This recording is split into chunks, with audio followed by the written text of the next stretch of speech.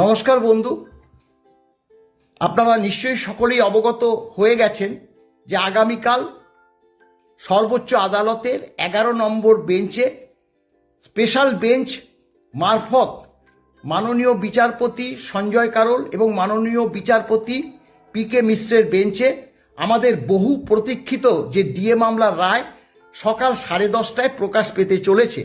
আমরা এই 8:30টার সময় আমরা তা জানতে পারলাম।